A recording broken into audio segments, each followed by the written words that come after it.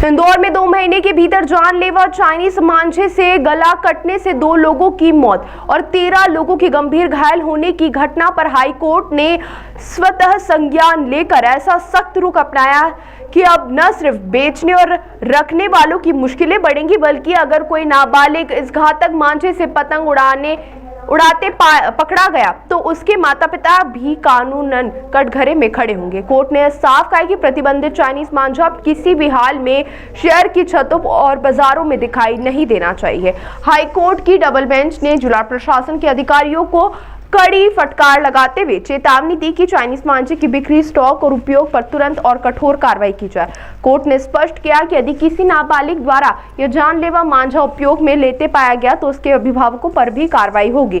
Court ने आदेश दिए हैं कि बाजारों और गोदामों में तत्काल छापेमारी कर चाइनीज मांझे की सप्लाई चेन तोड़ी जाए। कोर्ट ने सोशल मीडिया को भी हथियार की तरह इस्तेमाल करने के निर्देश दिए ताकि हर नागरिक तक चेतावनी पहुंचे कि चाइनीज मांझा न सिर्फ प्रतिबंधित है बल्कि जानलेवा भी। चाइनीज मांझे को लेकर सर एक याचिका दायर की गई थी। किस तरह के निर्देश जो है कोर्ट की तरफ से दिए गए हैं, क्या कुछ बहस हुई है? सुमोटो संज्ञान दिया गया।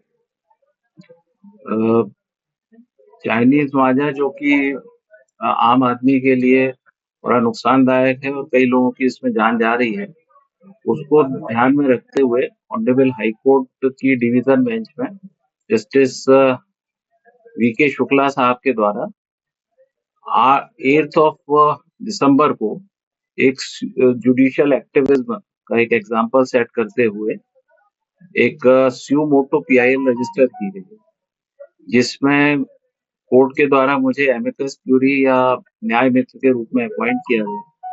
उसके बाद हमने एक हाई कोर्ट में एप्लीकेशन लगाई कि चूंकि मकर संक्रांति का त्योहार 14 जनवरी को आता है और उस दिन पतंग ज्यादा उड़ाई जाती है और उस समय इसके चांसेस ज्यादा हैं कि ऐसे एक्सीडेंट्स हों।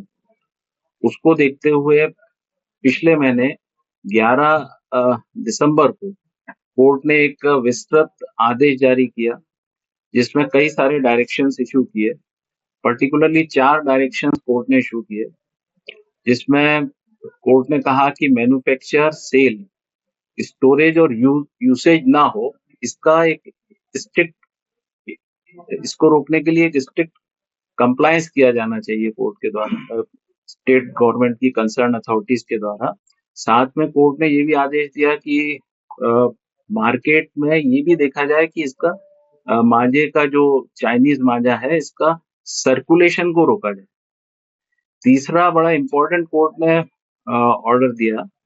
कोर्ट ने कहा, ऑर्डर क्या, डायरेक्शन दिया।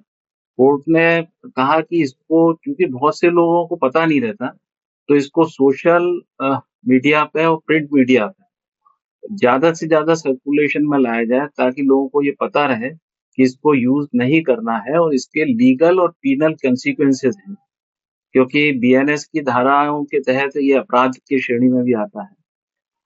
अब क्योंकि yesterday this case was listed, उस दिन पिछली डेट पर कोर्ट ने कहा था कि भाई स्टेट गवर्नमेंट अथॉरिटीज इस बात के लिए कंप्लायंस रिपोर्ट भी कोर्ट में पेश करें। कोर्ट के जुडिशियल एक्टिविज्म को ध्यान में रखते हुए स्टेट गवर्नमेंट की अथॉरिटीज ने भी इसको बड़े पॉजिटिव तरीके से लिया और स्टेट गवर्नमेंट ने भी अपने अथॉरिटीज में बड़ी तत्परता दिखाते हुए, इवन डिस्ट्रिक्ट कलेक्टर भी कोर्ट में प्रेजेंट थे। इन्होंने भी बताया कि हम इसको सीरियसली इम्प्लीमेंट कर रहे हैं और पर्टिकुलरली कोर्ट ने उन्होंने स्टेट गवर्नमेंट की अथॉरिटीज ने इस बात के डायरेक्शंस भी इशू किए हैं कि अब इसको जो बीएनएस की धारा 106(1) के तहत अपराध रजिस्टर किया जाएगा अगर किसी ने इसका कंप्लायंस नहीं किया है तो। कल भी किसी और टिप्पणी करी है? कल कोर्ट ने ये सब टिप्पणी की है कि इसका स्ट्रिक्ट कंप्लायंस नहीं हो रहा है, और क्योंकि डे बिफोर यस्टरडे, मेरे ख्याल से 10 तारीख को, एक व्यक्ति की जो 45 वर्ष का था, जिसकी नायलॉन चाइनीज नायलॉन मांझे से उसकी डेथ हो गई। तो और भी हमने एक लेडी एडवोकेट को, बहुत सारे प्रिंट मीडिया और सोशल मीडिया पे ऐसे केसेस रजिस्टर नहीं भी हो पाते हैं, देख भी नहीं पाते हैं लोग, लेकिन कई लोगों को हताहत होते हैं। तो ऐसे ही एक महिला वकील थी जिनके गले में उसका आहत हुई थी, तो उनको भी कोर्ट में हमने पेश किया था। तो कोर्ट में अब मुझे लगता है कि चूंकि मकर संक्रांति का त्योहार 14 तारीख को आ रहा है, उसके तहत स्टेट गवर्नमेंट पूरी सजगता के साथ इसको करेगी और 16 तारीख अगली डेट कोर्ट में लगाई। वकील साहब, इसमें कोर्ट ने ये भी ऑब्जेक्शन दिया है कि जो परिजन बच्चों को पतंग उड़ाने के लिए एग्जैक्टली हाँ, कोर्ट ने ये भी कोर्ट ने इस बात को भी ध्यान रखा है कि अगर कोई बच्चा, क्योंकि अधिकतर स्टूडेंट और यंगस्टर्स ही पतंग उड़ाते हैं, तो अगर कोई ऐसा व्यक्ति भी पकड़ा जाता है तो उसके पेरेंट्स और उसके जो गार्जियंस हैं उनके ऊपर भी मुकदमा दर्ज किया।